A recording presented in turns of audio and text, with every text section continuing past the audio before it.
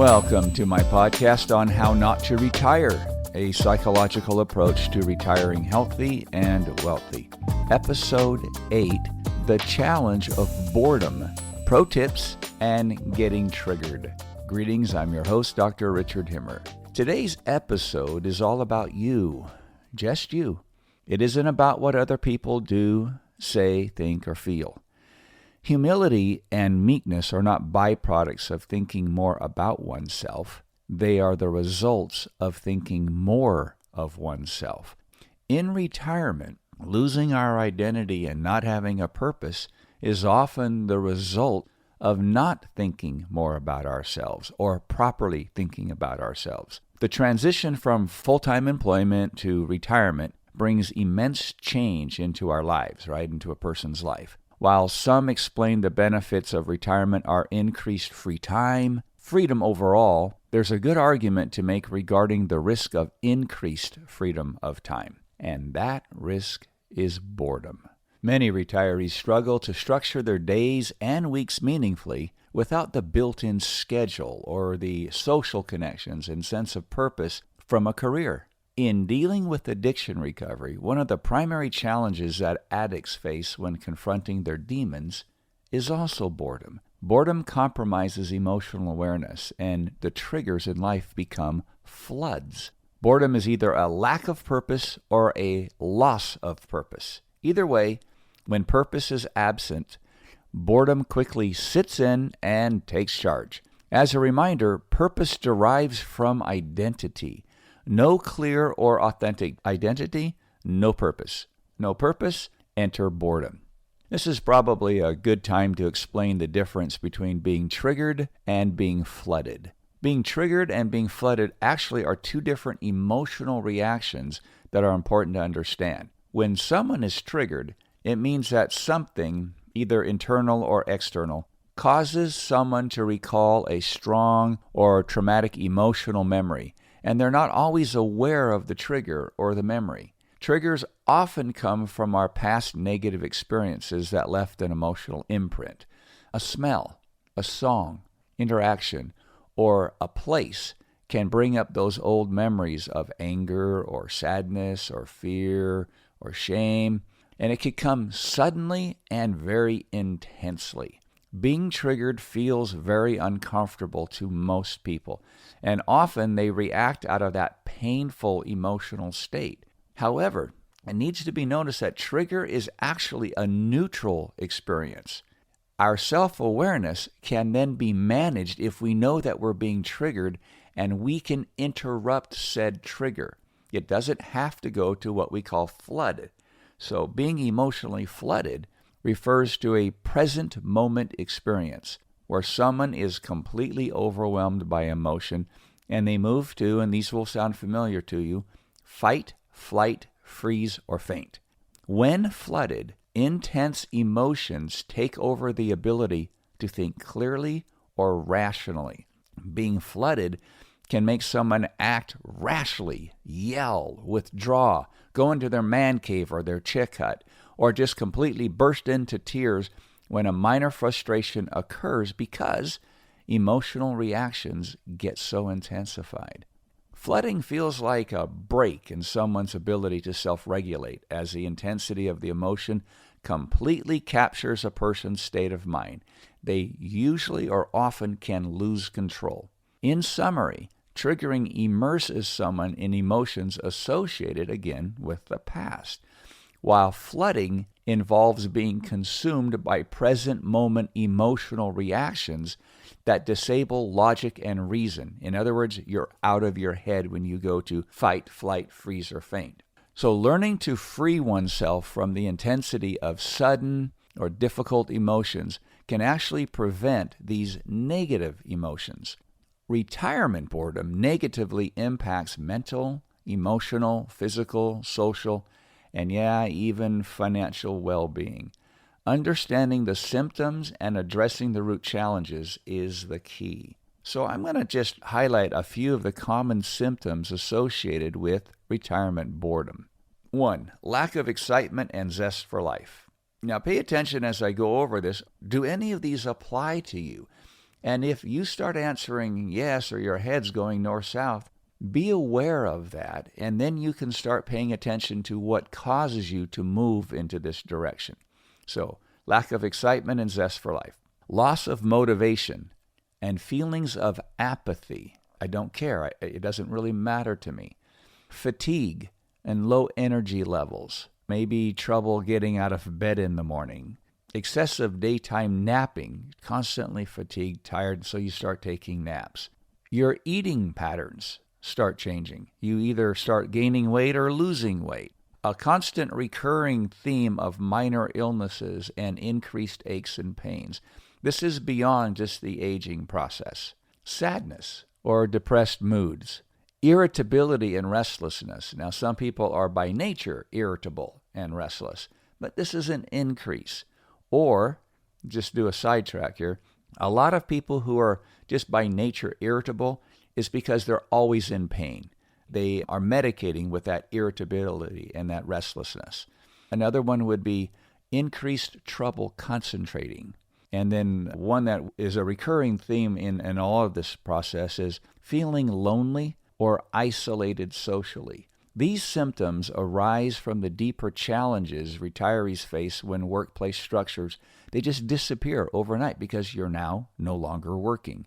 Without the ongoing stimulation work provides, people lose their sense of purpose, identity, and community. So I'm going to go over a handful of challenges. I'm going to go over 6 challenges that are associated with the retirement process and why boredom is playing a role in this. Number 1, loss of purpose and meaning. This really should sound familiar because it is a recurring theme in all the research about what does it take to be retiring with happiness as a goal. Many pre-retirees overestimate how meaningful leisure time will affect them or how it will feel after their career is over. The loss of daily purpose leaves them questioning their reason for getting up in the morning. Having tied their personal value closely to the workplace roles, the badge, the title, whatever it might be, for decades, the sudden void of productive output takes on an emotional toll. This is also true for some mothers when their children become self-sufficient and the daily call for mother's intervention or rescuing diminishes, and in some cases it entirely disappears. People miss the small sense of purpose from starting and completing tasks. Without deadlines driving action, days blend aimlessly together. Weeks pass unnoticed, lacking the punctuation of accomplishing goals. Okay, challenge number 2, diminished identity and self-regard. Closely tied to purpose is our sense of identity. So when asked, "Who are you?" or "What do you do?" many retirees struggle to answer. Work provided an easy label of belonging and value, from prestigious job titles just by saying, "I'm an X, I'm an accountant, I'm a nurse, I'm a whatever." There's an identity statement. When retired, "I'm retired" doesn't quite have the zing, and then we're not closing our sentences, right? We don't have closure to a day. What did we accomplish today? Without claiming an occupational identity, self-confidence wavers. Feelings of invisibility in society emerge, especially when conversations pivot to a career or talking about the job or talking about a project on a job. Assumptions exist that without a job, one has less to contribute overall. It's a false assumption, but it's what's going on psychologically in the moment. Okay, challenge number 3. Disconnection from social circles. People drastically underestimate the social loss retiring brings. We also did the same thing during COVID. The sheer fact that we no longer are visiting the grocery store in research has come up that it impacted us and increased the depression in all people because we weren't interfacing, we weren't colliding with each other. But in retirement, overnight, you leave behind your closest communal ties, right? Your coworkers who had become friends, mentees, professional collaborators, and basically just friendly acquaintances maybe at the water cooler or the copier. The chats that we once had in the hallway centered around shared organizational knowledge no longer exist. Jokes are no longer understood. Inside references are gone, and the social fabric built over many, many years starts to fray. Attempts to meet up fizzle out over time without the convenience of built-in proximity. It was easy to go to work and then run into people. Now, I recognize that, and today when we have a lot of people working at home, they're also now discovering they miss colliding with people. Zoom has replaced a lot of that, but it's not quite the same, right? You can't quite get the same feeling of being with someone in the same room. So challenge number 4, decreased cognitive stimulation. Work inherently challenges the brain daily with problem solving, new information, multitasking, demands, and quick decision making. Now, when we lose this mental exercise opportunity, our cognitive abilities atrophy, and they do it alarmingly fast. Memory, speed of information processing, flexible thinking skills, and new learning capacities decline. Even early stages of dementia may accelerate versus peers who remain active and mentally engaged. In other words, it's not required to have a job to be mentally engaged. That's what retirement is for. It's a bonus. It's the golden years of doing the things, of continually learning, continuing making good relationships. Bored retirees experience slowed thoughts, fuzzy focus, and an inability to stay mentally stimulated. Short-term memory glitches make them feel old, and they often will say it, I'm having a senior moment. That doesn't help anyone because you're just deepening the mindset that you're getting old, and it further damages one's self-confidence. Be aware. That's a trigger. Be aware of these self-deprecating negative comments about getting older. Great, you're getting older. That's one of the greatest things in the world. I love getting older because I'm getting better and I'm enjoying life better because I understand life differently than I did in my 20s and 30s. All right, challenge number 5, disrupted daily structure. So going from scheduled calendars packed with meetings to endless empty days is hugely destabilizing. With no demands or deadlines dictating behaviors, retirees report lacking motivation and discipline to self-direct their time. They grapple to internally drive productive routines day after day with no enforced accountability. It's like going to college or the university for the first time outside of mother and father's perusal, right? How many people who have helicopter parents fail in their freshman year at college? It's a alarmingly large percentage because they never learned the structure to begin with. Well, the difference here is that you have structure learned. You did know it at one time. Now's critical, so you create the structure. You already have the skill set by your new hobbies, your new goals, your new learning opportunities. What areas do you want to focus your energy in?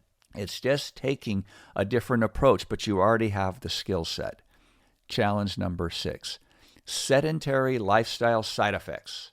Physical health inevitably suffers without walking to meetings, going up office stairs, standing while working, consistent commuting, etc., etc. Our joints stiffen, cardiovascular capacity declines, obesity increases, and our bodies generally feel the effects of prolonged sitting and lack of movement.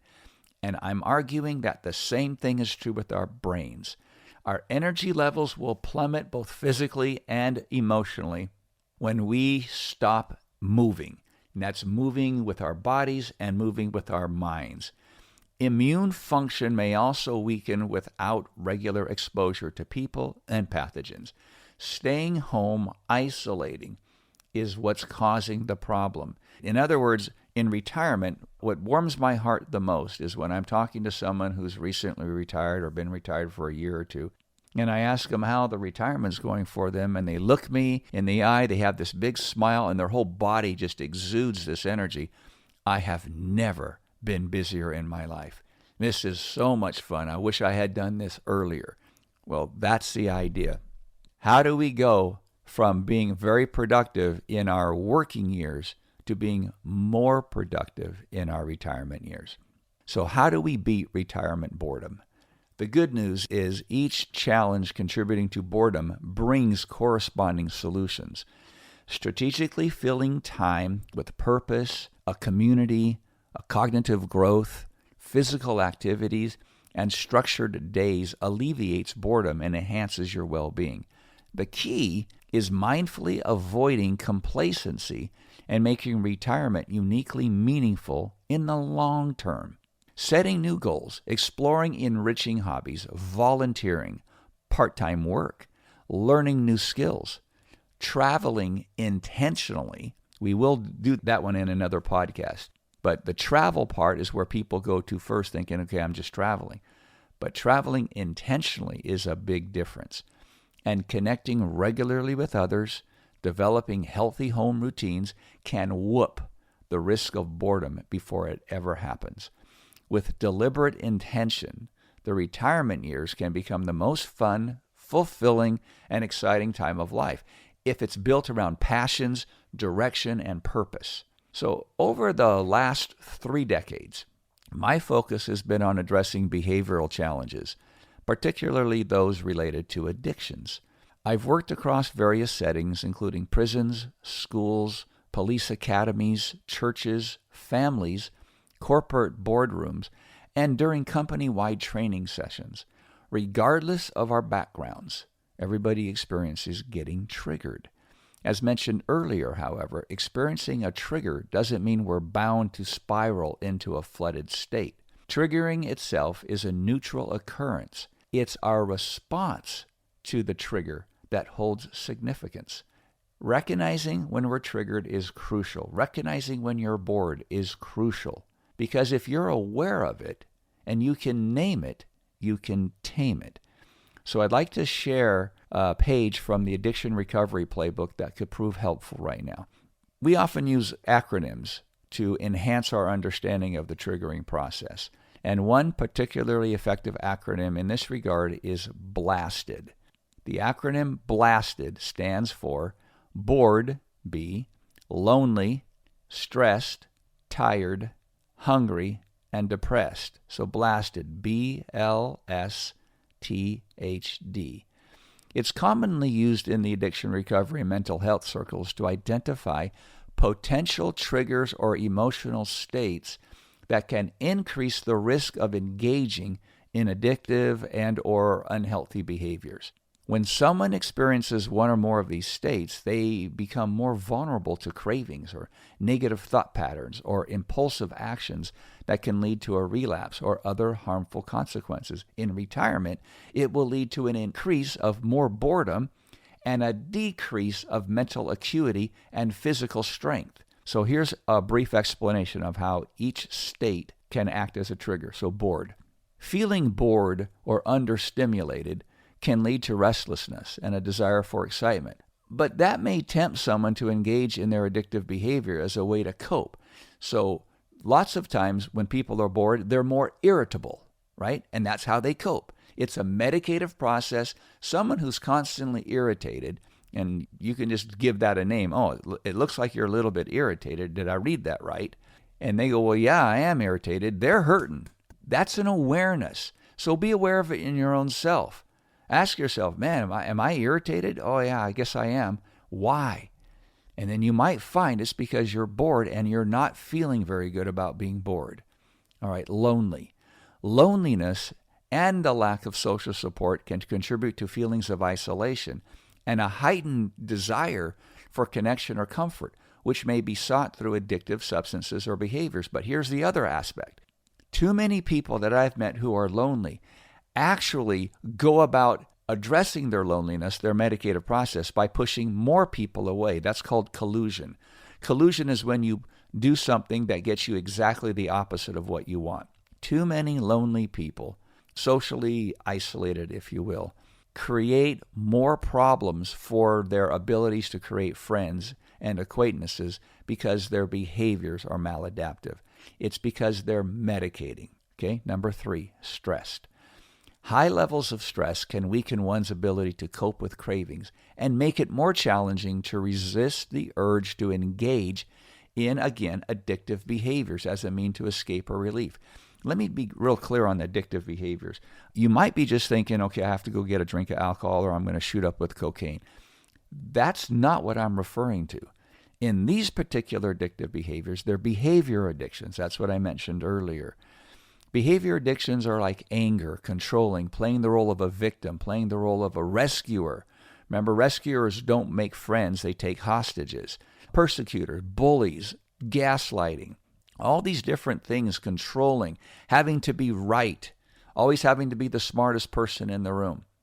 Those are all behaviors where someone's acting out because they're medicating, constantly relating to somebody or trying to get people to give you attention. Facebook's social media is a good example of this one.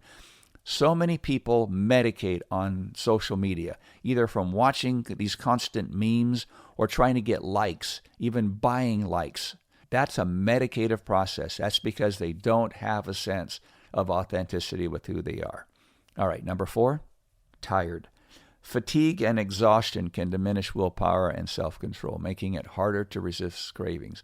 And the next one, tired and hungry, is where I'm going to go with it. Hungry, physical hunger or deprivation can trigger cravings. I'm hangry. Every now and then, I'm very fatigued and I'm hungry at the same time. My wife just says, okay, are you hangry right now? And I will just be so frustrated. I know what I'm doing. I don't want to get really angry at her. And I'm not angry at her. I'm just hangry. And I will explain, yeah, I'm hangry. If I could just get something in me, I know that I can get over this real quick and I won't get in trouble for doing something I shouldn't do. And then number 6, depressed. Feelings of depression or sadness or hopelessness can contribute to a lack of motivation and a desire to self-medicate or engage in some other behaviors as a means of coping. What I'm suggesting to you is this addiction idea, because I've dealt in the behavioral part of it so many years. I find that the little things that we do that we learned from families of origin, maybe our teachers, our leaders, they're coping mechanisms.